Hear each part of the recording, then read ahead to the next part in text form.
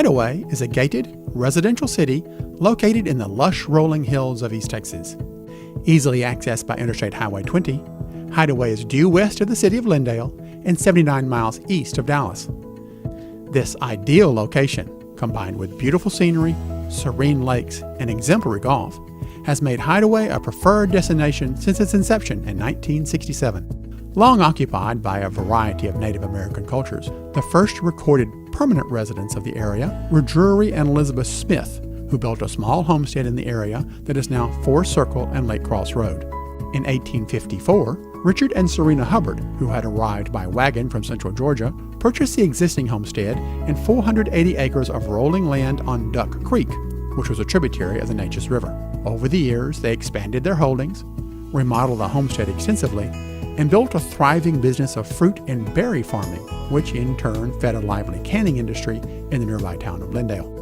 Richard Sr. died in 1864 and is buried in the historic Hubbard Cemetery in the northwest corner of Hideaway. In the mid-1960s, something very different began for the area now known as Hideaway. Developer James Fair conceived a plan for a weekender resort, which would include much of the area of the Hubbard fruit and berry orchards. His initial design featured the creation of a recreational lake and a 9-hole golf course. After clearing the space for the lake, surveying a number of tracts for home sites, and constructing a simple office building at the front gate, the project was opened to the public on July 4, 1967. The response was very positive, and although visitors were very impressed with the property, the development still had a ways to go. Well, there really wasn't much here. They were in the process of putting the dam across that creek. I bought Lakeview property without a lake to view. And the front gate was real little to get into, and it was dirt roads. When the salesman came up to show us where we wanted to be, there was nothing but a dirt road, and the man said, "This is where the golf course is going to be." And I told Otis, I said, "This will never work. This place will never make it." Is that a joke? By early 1968, it became clear that interest was exceeding expectations and that the community was going to need more space. As the developers worked to meet these challenges, the lodge and swimming pool were completed, and permanent residents began to arrive. The new lifestyle was quite popular, and lasting memories were made from the very beginning. My granddad was one of the first landowners out here, or house owners. What he'd let me do is go out and play. When I started about 4 or 5, he'd let me go out and play the 3 holes, and he'd come watch me. So one day when he was up on the porch, or veranda, porch I say from East Texas, he was up there, and the number 14 west now used to be number 5. It's about 100 yards from the back of the green to his yard.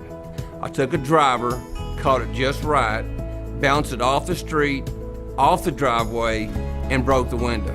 He stood up all happy. Grandma came out all upset.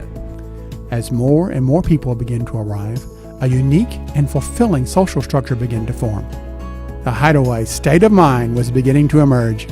You didn't have that many people on the golf course. You could stop along the way and have a picnic and pick your stuff up after you're done and go finish the 9 holes. By early 1969, more land had been added to the north side of the community, and a third lake, along with a second 9-hole golf course, were under construction. Although the lakes were a major attraction, golf was quickly gaining in popularity. Oh yeah, I played with the 9-hole ladies. It would take us as long to play 9 holes as with the 18 holes because we couldn't play. We didn't know what we were doing, but we were having fun. As word of the development spread, the natural appeal of the community brought so many interested buyers that a 3-story guest lodge was built to accommodate those who wanted to stay overnight and tour the property more extensively. And they would come from all over the country, from Colorado to Washington State, and relocate to Hideaway Lake. And these people not necessarily had family of any type. They just thought that it was the most unique place they've ever seen. Hideaway was getting very popular. The city had an airstrip, a horse stable, and had grown to cover approximately 1,300 acres of land. Residents were loving the community and appreciating the security, Security at Hideaway Lake, I can remember it going from one man at the guard when we finally had a patrol car. And they were quite helpful for the people that lived in Hideaway, because you must understand, if their battery went dead in their car, they didn't have somewhere to call. They would call security and they would send the one officer down there and they would help the people get their car started. When my mom became sick and she fell in her house and called us, the first person I called was security. And we rushed to Mom's house. Security beat us. Security was there to tell Jason, that was small, I'm gonna pick you up, put you in your grandmother's window in the kitchen and come around and open the front door. Security was a wonderful thing for Hideaway Lake. Early on, the Hideaway Lake Club had been chartered as a non-profit corporation, and over time, all common facilities and infrastructure were conveyed over to the club in accordance with the developer's original plan. A strong and vibrant community was beginning to grow. And then the pro shop was real little. I mean, tiny, tiny, tiny. There was a little grill down there, and you could take what you wanted. If you wanted a hamburger, but you cooked it. And then everybody bring their instruments to play, and it was like a hoedown with people playing. And you get on those cement slabs and people start dancing, and we just had a blast. One thing that a lot of people don't know is that Fair built the country store. It was outside Hideaway property, but just right next to it. The same architecture as all the rest of the places. And that store was in operation at least 10 years before Brookshire's came to Glendale. You know, a funny story about it, how long I have lived out here, I even got my first job here, was working for Al Freeberg. He owned the country store. I was bringing home $19 a week and could not spend it. It really wasn't a lot of fun. I was open 13 hours a day, 7 days a week, holidays, Christmas, and the whole works. And I think I got away 2 funerals and 1 deer hunt for a few days. In the ensuing decades, the community continued to grow, with more and more residents choosing to make Hideaway their full-time home. Another major expansion was completed in 1994, which added more space for residential construction, a third 9-hole golf course, and more space for golf practice areas. In 2001, residents voted to incorporate as a city to protect their borders from future expansion of neighboring towns. Although still operated by the elected board of Hideaway Lake Club, the new city needed a mayor and alderman. We incorporated as a Class B general law city, and so they had an election for who was going to be on the board of aldermen, and there was going to be 1 mayor and 5 aldermen. We had several people running for the 6 positions, but you didn't run for a position at that time.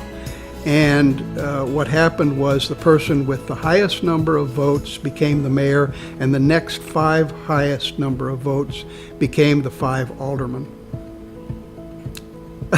I got the highest number of votes. With full autonomy assured, development in Hideaway moved forward with confidence. In 2003, new club facilities were built, old ones were improved, and community involvement continued to play a major part in the character of Hideaway. The Keep Hideaway Beautiful organization, which I was involved in then, that was our project, and it raised a lot of money, and we landscaped 7 or 8 public places. And then when the new clubhouse, the new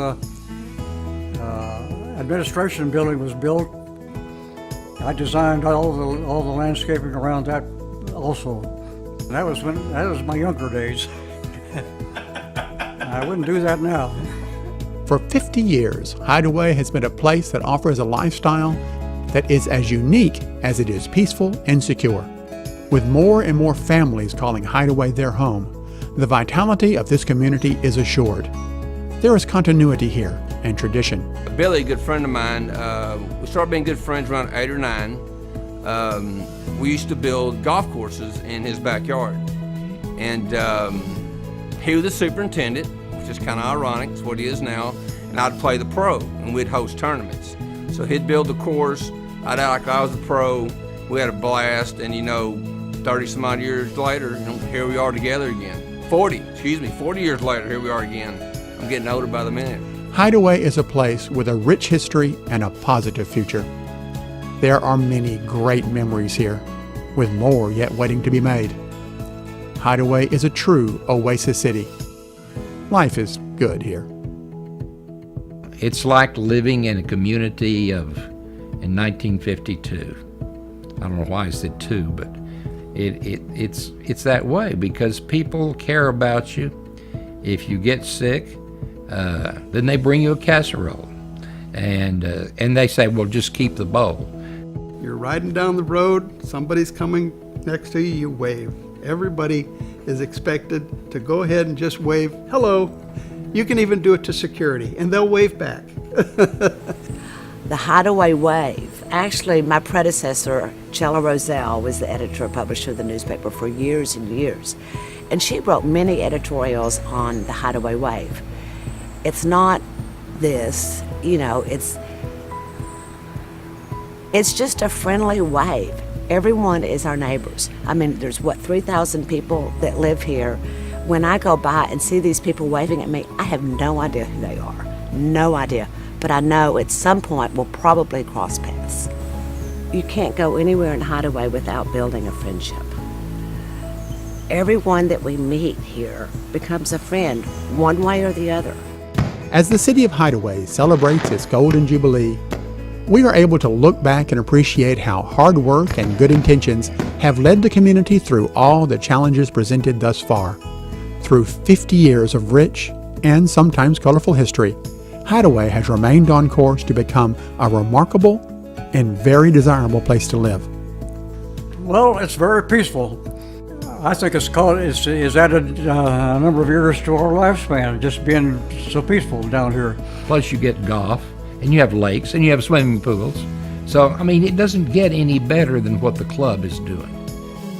Hideaway Lake, celebrating 50 years of resort living at its finest.